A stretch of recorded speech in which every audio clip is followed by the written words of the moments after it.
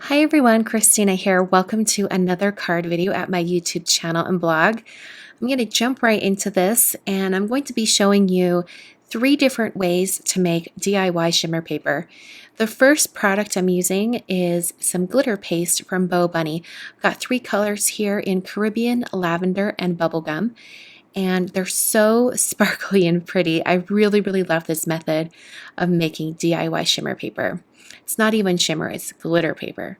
So I'm starting out with the pink shade, and I'm going to put down a really thin coating using this palette knife from Ranger. This is a really inexpensive palette knife. I think it's like $1.99 or something, but you do still want to clean it off in between colors so you don't mix the colors in the jars.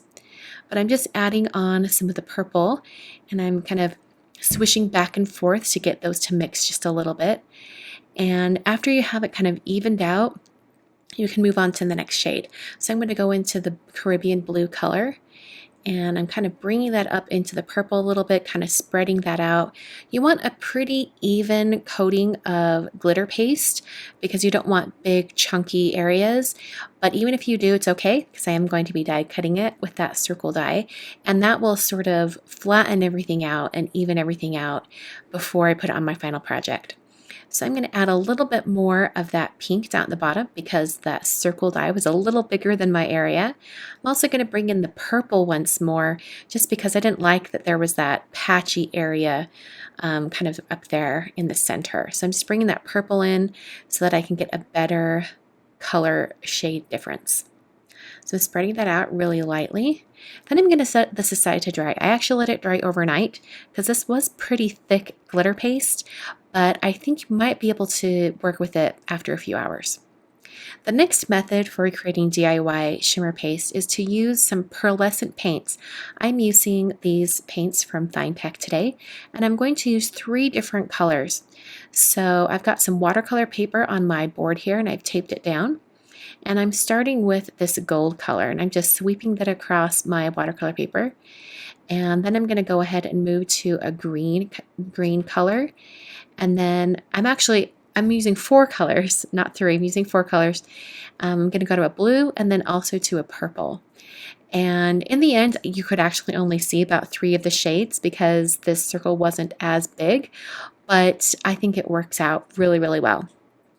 So the one thing I did want to note about using these Finetec pearlescent watercolors is that when you paint them onto a white surface like this watercolor paper, they go on very pale at first.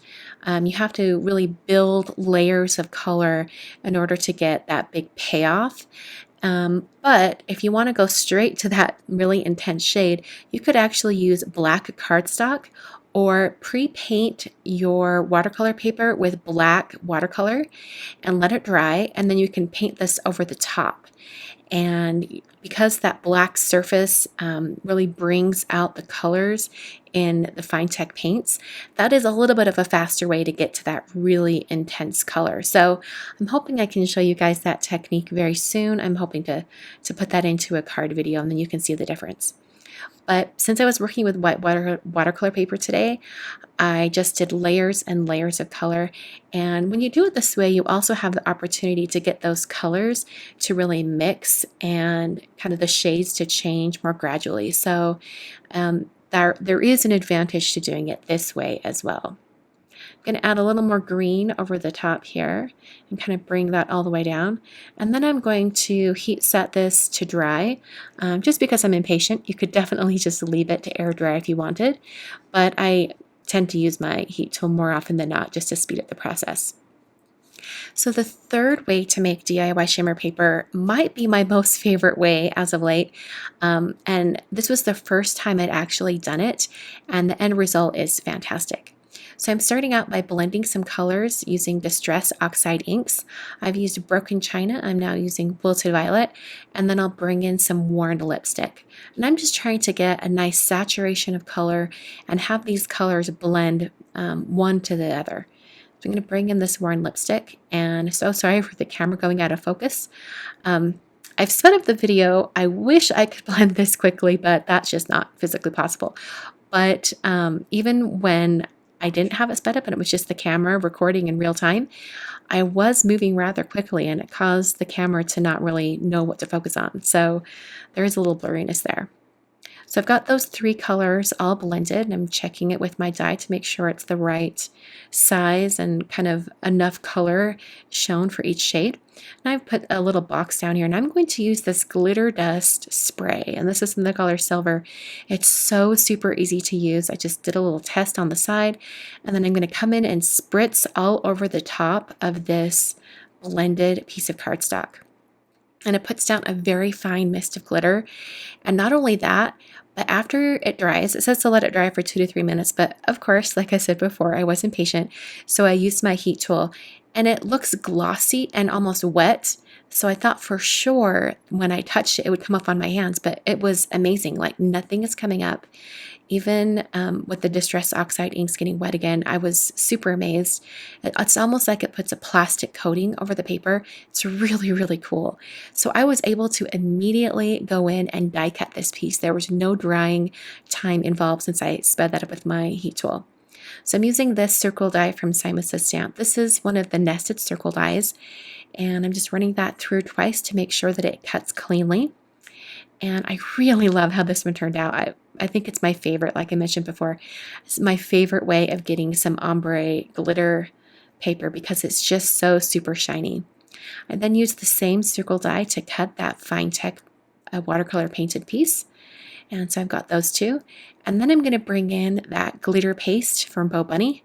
And because it was such a super thick coating of glitter on the one side, it didn't cut all the way through. So I will come back to this later and finish cutting it out, but for now I'll just set it aside. I'm going to use 3 different Thanks type dies. This first one is Thanks Script from Mom Elephant. Then I'm using the Thank You die from Avery Elle. And then I also have the Thanks Word 2 die from Paper Smooches. And I'm going to die cut all 3 of these at once out of some Neenah Solar White cardstock.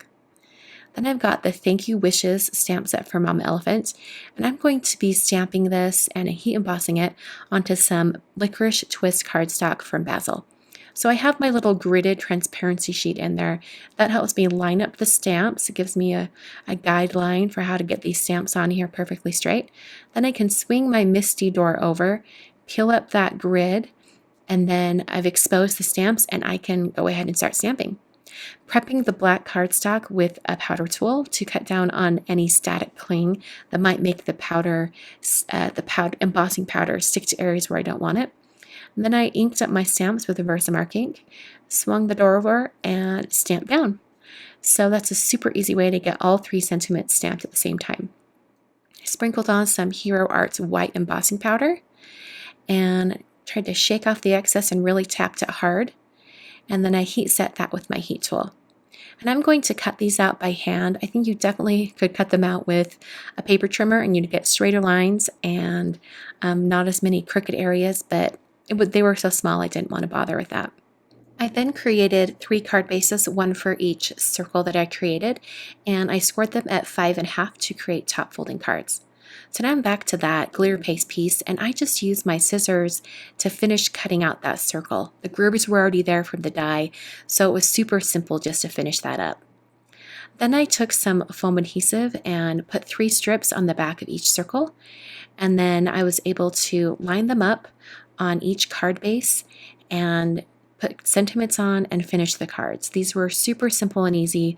I kind of liked experimenting with 3 different ways to create shimmer paper and then have the same design and have 3 different thank you cards at the end. So in order to adhere the die cut grading, I used my tweezers and also some Ranger Multimedia Matte, and I just lined that up and pressed that down onto the glitter circle. And to keep it in place while it dries, I did end up placing an acrylic block on top, and that just holds it down long enough that it has a chance to dry. To adhere those black gradings, I cut my foam tape into 3 narrow strips and then put that on the back of the small grading and press that down onto the card. So I love how all 3 cards turned out. The shimmer is just so pretty, and you kind of have a different look and feel to each one of these because of the different amount of shimmer, glitter, or pearlescent finish. I think they're all really fun. Thanks so much for watching today's video. This pretty much wraps up all 3 cards. Hope you guys enjoyed. Thanks again for watching, and I'll see you very, very soon for a new card video.